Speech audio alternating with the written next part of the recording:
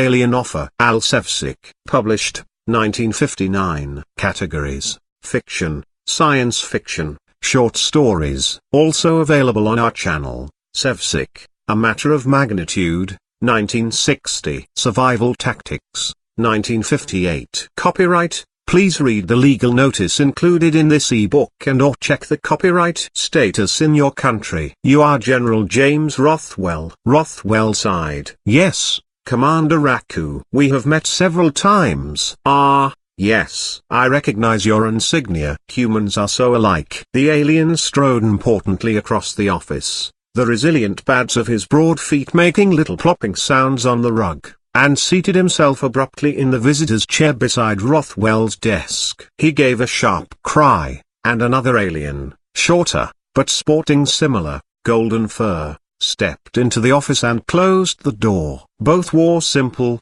brown uniforms, without ornamentation. "I am here," Aku said, "to tell you something." He stared impassively at Rothwell for a minute, his fur-covered, almost human face completely expressionless. Then his gaze shifted to the window, to the hot runways of New York International Airport and to the immense gray spaceship that, even from the center of the field, loomed above the hangars and passenger buildings. For an instant, a quick, unguessable emotion clouded the wide black eyes and tightened the thin lips. Then it was gone. Rothwell waited. "General, Earth's children must all be aboard my ships within 1 week. We will start to load on the 6th day. Next Thursday." He stood. Rothwell locked eyes with the alien, and leaned forward, grinding his knuckles into the desktop. "You know that's impossible. We can't select 100,000 children from every country and assemble them in only 6 days." "You will do it." The alien turned to leave. "Commander Aku, let me remind you Broken Bar." Aku spun around,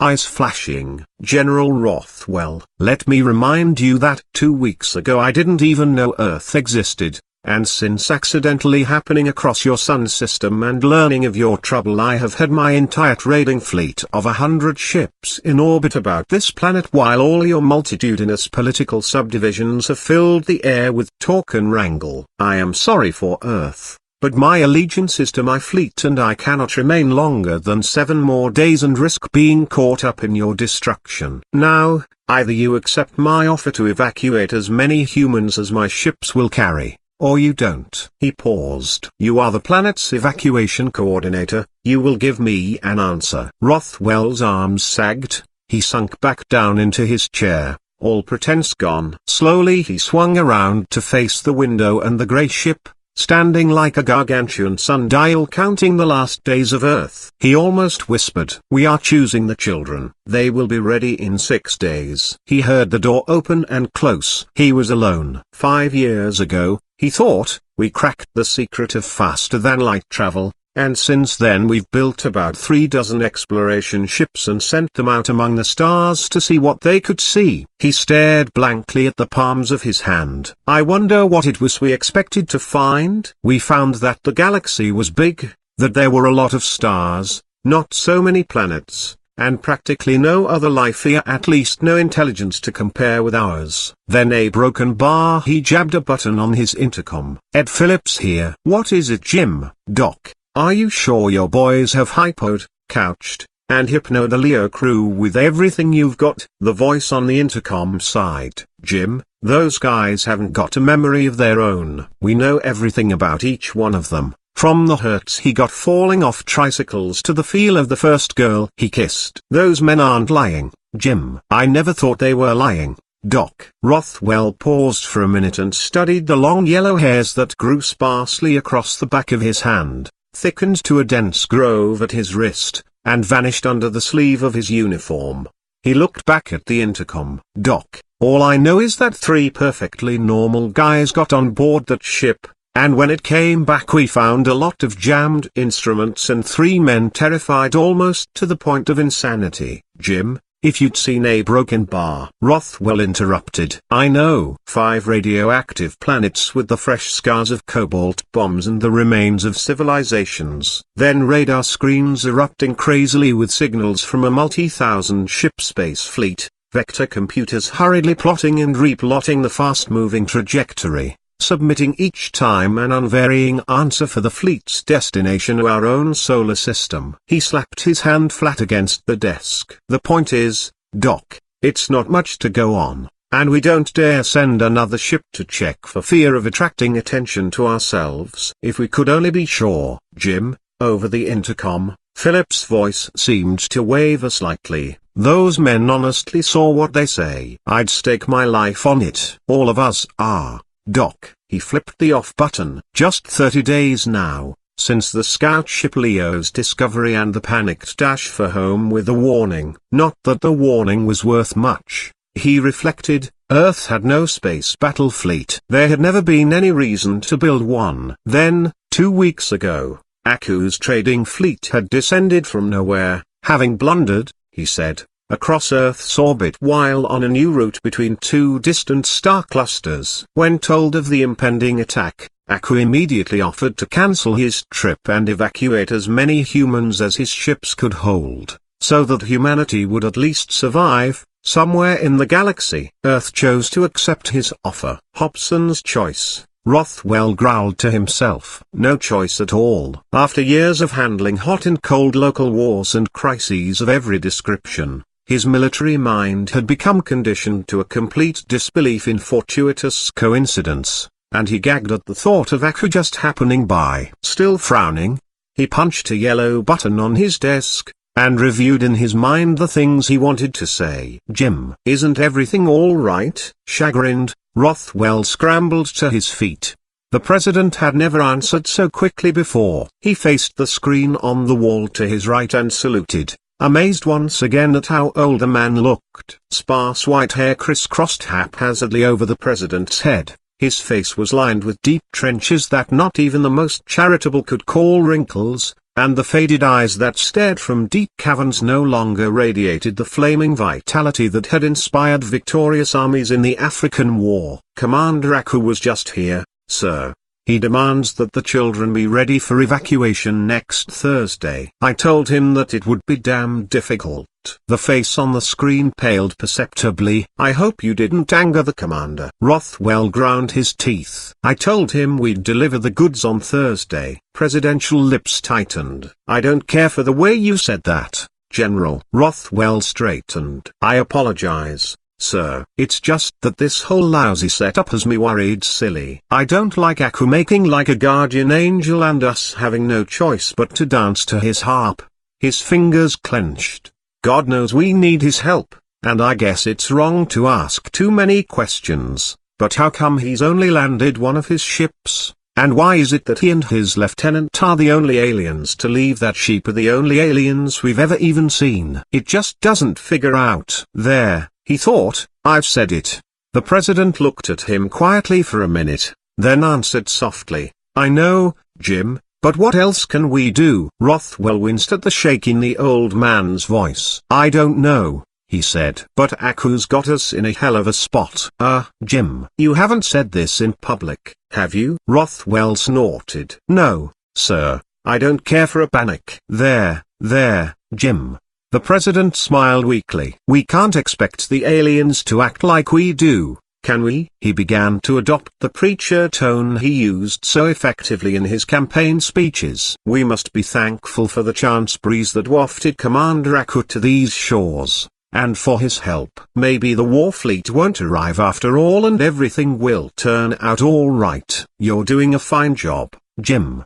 The screen went blank. Rothwell felt sick. He felt sorry for the president, but sorrier for the Western Democratic Union, to be captained by such a feeble thing. Leaning back in his chair, he glared at the empty screen. You can't solve problems by wishing them away. You knew that once. His mind wandered, and for a minute he thought he could actually feel the growing pressure of 3 billion people waiting for the computers of Moscow Central to make their impartial choice from the world's children. Trained mathematicians, the best that could be mustered from every major country, monitored each phase of the project to ensure its absolute honesty. 100,000 children were to be picked completely at random. Brown, yellow, black, white, red, sick or well, genius or moron. Every child had an equal chance. This fact alone gave every parent hope, and possibly prevented worldwide rioting. But with the destruction of the planet an almost certainty,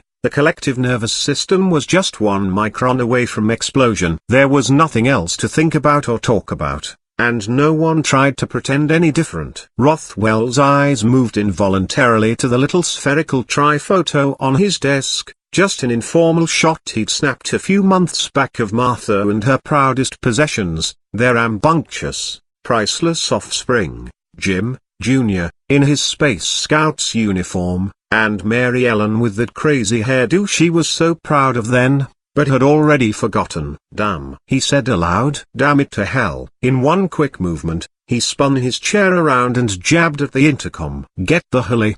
His voice crackled. Grabbing his hat, he yanked open the door and strode into the sudden quiet of the small office. He turned right and went out through a side entrance to a small landing ramp, arriving just as his personal heli touched down. He climbed in to the ship. As he settled back in the hard seat, Rothwell offered a silent thanks that, instead of asking which ship, Sergeant Johnson promptly lifted and headed for the gray space vessel that dominated the field. A few hundred yards from the craft he said, "You'd better set her down here, Sarge, and let me walk in. Our friends might get nervous about something flying in at them." He jumped out, squinting against the hot glare off the concrete, and then, with a slight uneasiness, stepped into the dark shadow that pointed 1,000 feet along the runway, away from the setting sun.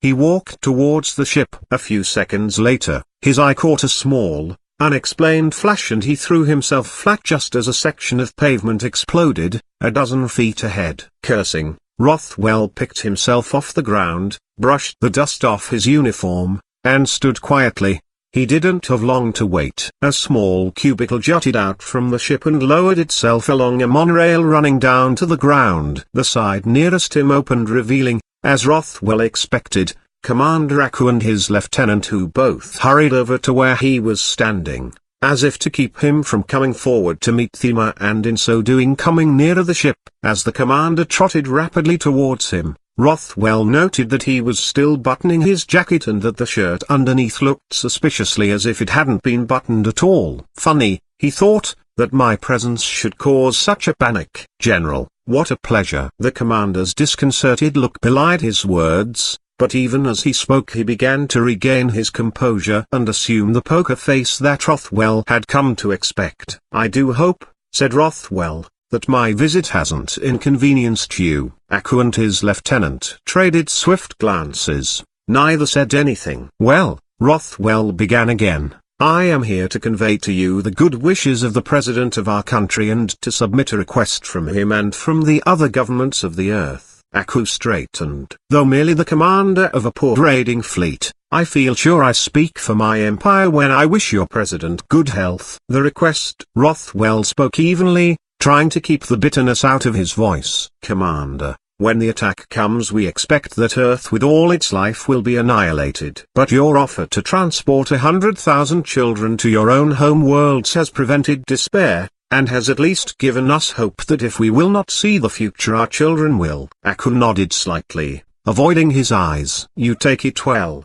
But it takes more than hope, Commander. We need some assurance, also, that our children will be all right." He took an involuntary step nearer the alien, whose facial muscles never moved, and who turned away slightly, refusing to meet Rothwell's eyes. "Commander, you and your lieutenant are the only members of your race that we have ever seen, and then only on official business. We would like very much to meet the others. Why don't you land your ships and give the crews liberty, so that we can meet them informally and they can get to know us? Also, that way it won't seem as if we are giving our kids over to complete strangers." Without turning his head, Aku said flatly, "That is impossible. Do you want reasons?" "No," Rothwell said quietly. "If you don't want to do something, it's easy enough to think up reasons." He ached to reach out and grab the alien neck, to shake some expression into that frozen face. "Look, Commander, surely the friendship of a doomed race can't bring any harm to your crew." Aku faced him now. "What you ask is impossible." Ashamed of the desperate note that crept inadvertently into his voice, Rothwell said,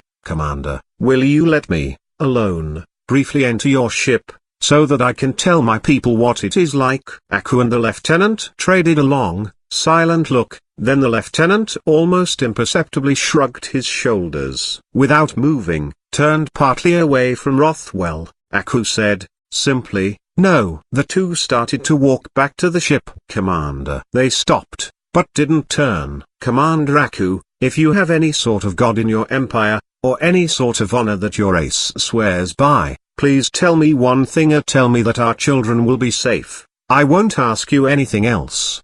The two aliens stood still, facing away from him, towards their ship. Minutes passed. Rothwell stood quietly, looking at their backs, human appearing, but hiding unguessable thoughts. Neither of them moved, or said a word. Finally, he turned and walked away, back towards his heli. He leaned back in the little heli's bucket seat and ran a large hand through unruly yellow hair that was already flecked with white. The first evening lights of Brooklyn and Queens and, off to the left, Manhattan, moved unseen beneath him as the craft headed towards his home. "Damn it," he thought, "is it that Aku just doesn't care what we think? Or that he cares very much what we would think if we knew whatever it is he's hiding?" He banged his fists together in frustration. How the hell can anyone guess what goes on in an alien mind? His whole damn brain is probably completely different. Maybe to him a poker face is friendly. Maybe he's honestly not hiding anything at all. He looked out as the heli slowly started its descent. No evidence, he thought. Not a shred, except a suspicious mind. And, he glanced at the dirt on his trousers, and a shell exploding in my face. He slapped his hat back on and whirled to the surprised pilot. "Damn it, I don't make the decisions. I'm just in charge of loading, and if the president says it's okay, then it's okay with me." He stepped out onto the grass of his yard, and quashed a little shriek of conscience somewhere in the back of his mind. Blinding lights pinned him in mid-stride. A familiar voice sprang out of the glare. "Here he is now, viewers, General James Rothwell, commander of the Western Armies, and head of the Earth Evacuation Project. General, international TV cameras have been waiting secretly in your yard for hours for your return." As his eyes adjusted, Rothwell distinguished a camera crew, their small portable instrument, and a young, smooth-talking announcer that he had seen several times on television. He forced the annoyance out of his eyes. "This," he thought, "is all I need." "What the general doesn't know," the announcer went on, "is that earlier this evening it was announced by Moscow Central that the computers had picked his son as one of the evacuees." The shock was visible on 150 million TV sets. Completely unexpected, the surprise of the announcement hit Rothwell like a physical blow. His eyes widened, his chin dropped, and for an instant the world's viewers read in his face the frank emotions of a father, unshielded by military veneer. Then years of training took command, and he faced the camera, apparently calm, though churning internally. The odds, he thought confusedly, the odds must be at least 10,000 to 1. Then he realized that someone was talking to him, waving a microphone.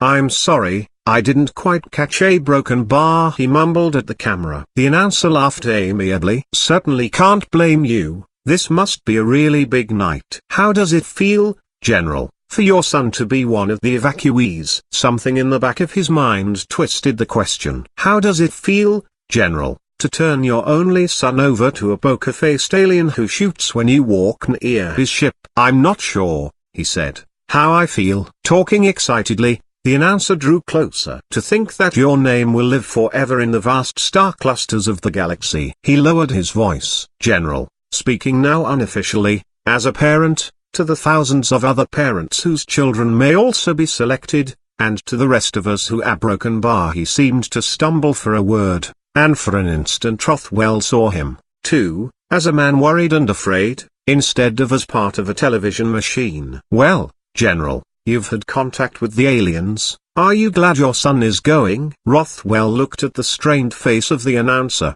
at the camera crew quietly eyeing him, and at the small huddled group of neighbors hovering in the background, and he knew that his next words might be the most critical he would ever use in his life. In a world strained emotionally almost beyond endurance, the wrong words, a hint of a suspicion, could spark the riots that would kill millions and bring total destruction. He faced the camera and said calmly, "I am glad my son is going. I wish it could happen for everyone. Commander Aku has assured me that everything will turn out all right." Mentally he begged for forgiveness. There was nothing else he could say. Sweat glistened on his forehead as he tried to fight down the memory of Aku turning his back on the plea that echoed in his brain, "Tell me that our children will be safe."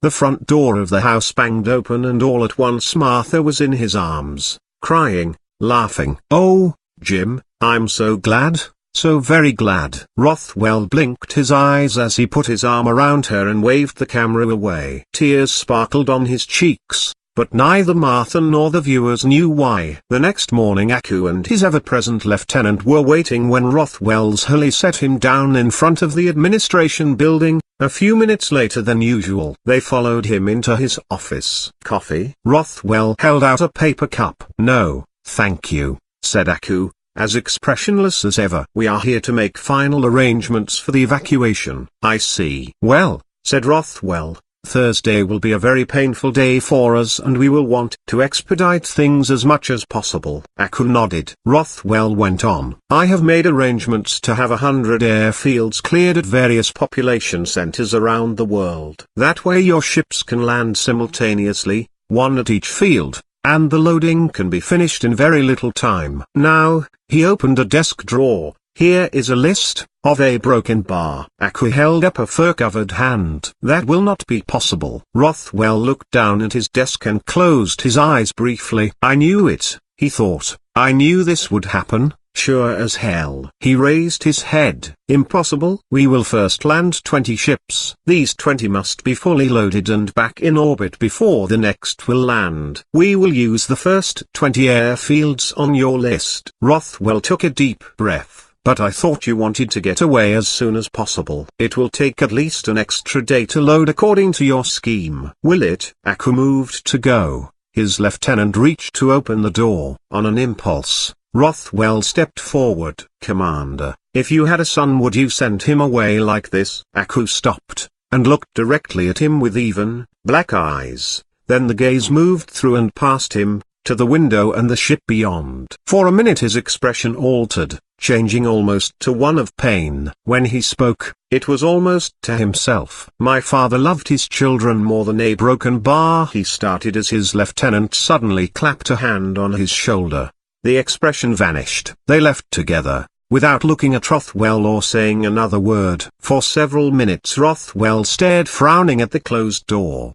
He walked thoughtfully back to his desk, and lowered himself slowly into the chair. He sat for a long time, trying to puzzle through the picture. Finally he stood and paced the room. "Suppose," he said to himself, "just suppose that not all of those 100 ships up there are really cargo ships. Suppose that, say, only 20 are. Then, after those 20 were loaded, a broken bar." He swung around to look again at the long, slim silhouette poised high against the main runway. "With ocean vessels, it's the fighting ships that are lean and slender." Bending over his desk, he nudged an intercom button with his finger. "Doc, how would one go about trying to understand an alien's reactions?" Philip's voice shot right back. "Well, Jim, the very first thing, you'd have to be sure they weren't exactly the same as a human's reactions." Rothwell paused, startled. "It can't be, Doc." "Why? If Aku was a human, I'd say a broken bar." He stiffened,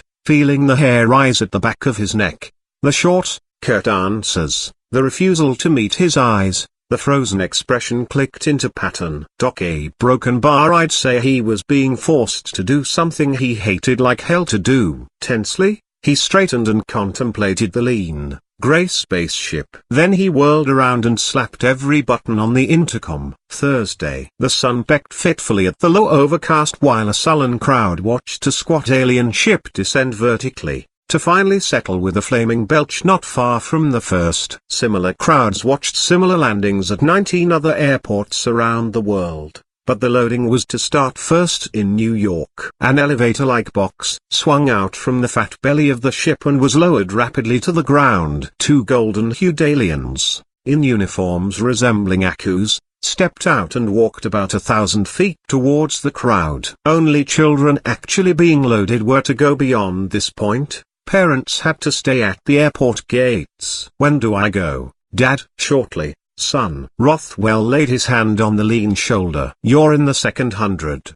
There was a brief, awkward silence. "Martha, you'd better take him over to the line." He held out his hand. "So long, son." Jim, Jr., shook his hand gravely, then, without a word, suddenly threw his hands tight around his younger sister. He took his mother's hand, and they walked slowly over to the sad line that was forming beyond the gate. Rothwell turned to his daughter. "You going over the too, kitten?" The words were gruff in his tight throat. She wiped a hand quickly across her cheek. "No, Dad, I guess I'll stay here with you." She stood close beside him. Aku, forgotten until now, cleared his throat. "I think the loading should start, General." Raising his hand in a half salute, Rothwell signaled to a captain standing near the gate who turned and motioned to a small cordon of military police. Shortly, a group of 50 of the first youngsters in the line separated from the others and moved slowly out onto the concrete ribbon towards the waiting ship. The rest of the line hesitated, then edged reluctantly up to the gate, to take the place of the 50 who had left. They waited there, the children of 1,000 families, suddenly dead quiet, staring after the 50 that slowly moved away. They walked quietly, in a tight group, without any antics or horseplay which, in itself, gave the event an air of unreality. Approaching the ship, they seemed to huddle even closer together, forming a pathetically tiny cluster in the shadow of the towering space cruiser. The title of a book that he had read once, many years before, flashed unexpectedly in Rothwell's memory, The Story of Mankind. He looked sadly after the 50, then back at the silent line. Were these frightened kids now writing the final period in the last chapter? He shook himself. Work to be done. No time now for daydreams. As the 50 reached the ship and started to enter the elevator, Rothwell turned and beckoned to some technicians standing out of sight just inside the entrance to the control tower. 3 of them ran out and set up what looked like a television set, only with 3 screens. 1 ran back, unreeling a power cable, while a 4th flicked on a bank of switches, making feverish, minute adjustments. Rothwell felt the sweat in his hands. "Is it okay, Sergeant?"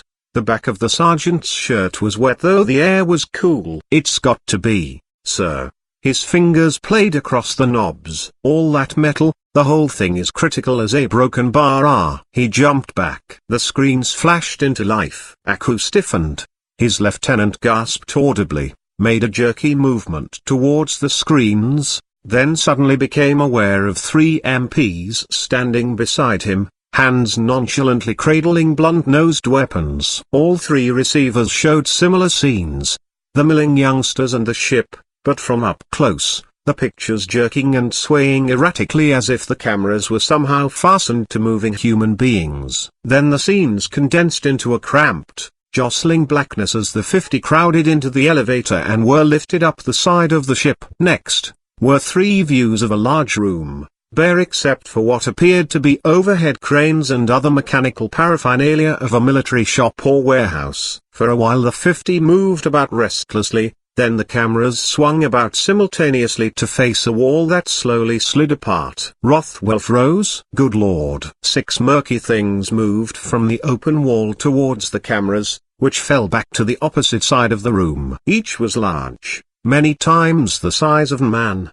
but somehow indistinct, for the cameras didn't convey any sense of shape or form. For an instant, one of the screens flashed a picture of a terrified human face, and arms raised protectively as the shadowy things moved in upon the group. A projection snapped out from one, grabbed 2 of the humans, and hurled them into a corner. Then it motioned a dozen or so others over to the same spot. With similar harsh, sweeping movements, the group of humans was quickly broken up into 3 roughly equal segments. One of the groups seemed to be protecting someone who appeared seriously hurt. A black tentacle lashed out and one of the screens went blank. Then another.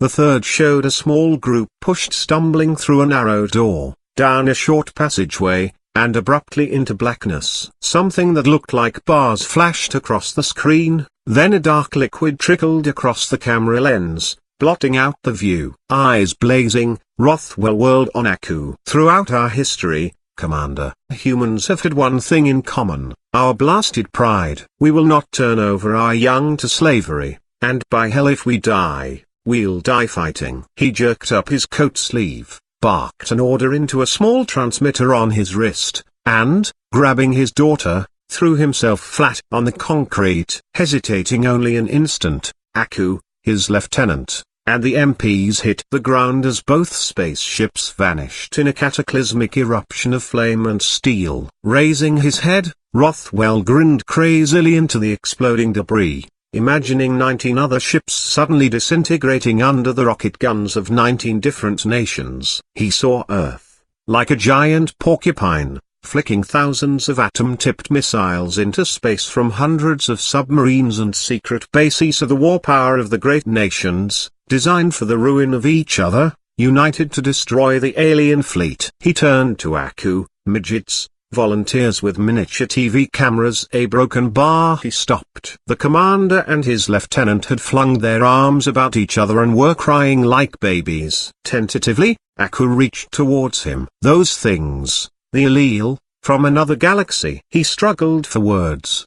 They captured your scout crew and implanted memories of thousands of ships to create fear and make it easier to take slaves before blasting you. He glanced up at the flashes in the sky. This was their only fleet. Rothwell glared. You helped them. Aku nodded miserably. We had to. They thought you'd trust us because we look almost human. It was a trick that worked before. Tears streamed across his face, matting the golden fur. You see, the radioactive planets your men reported, one of them was a home. The end. Transcriber's note: this e-text was produced from Amazing Stories, January 1959. Extensive research did not uncover any evidence that the U.S. copyright on this publication was renewed. Minor spelling and typographical errors have been corrected without note. The end. Thank you for listening. Free Audiobooks channel. If you like the audiobook, please do not forget to click like and subscribe buttons.